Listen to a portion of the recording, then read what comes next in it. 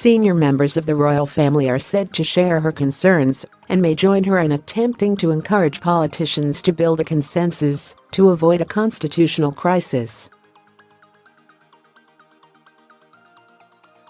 It means every utterance by members of the firm, especially Prince Charles, the Duke of Cambridge and the Duke of Sussex, will be closely watched for coded messages in response to the toxic state of politics from now on.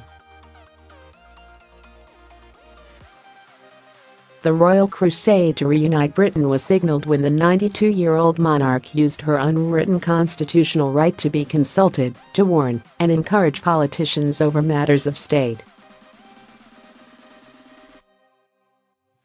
She did it in the unlikely setting of a meeting of Sandringham Women's Institute in a village hall at West Newton, near her Norfolk estate on Thursday.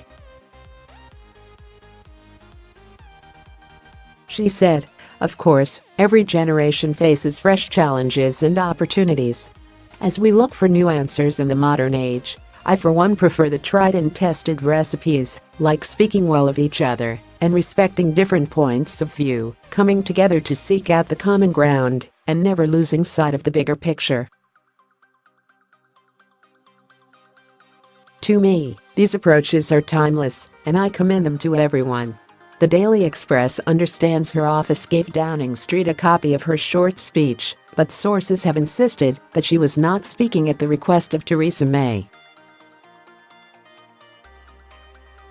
The Queen's remarks were seized on by government ministers urging compromise behind Mrs. May's proposed Brexit deal. Chancellor Philip Hammond said, "I think there is huge wisdom in those words, and I don't think anybody will be at all surprised to hear the Queen advocating the view that in all things controversial we should seek compromise, we should seek common ground, and we should seek a way forward. That is actually what we do in this country, that is how we solve problems, by compromise and pragmatism." Health Secretary Matt Hancock and Works and Pension Secretary Amber Rudd were among other ministers showing their support for the monarch.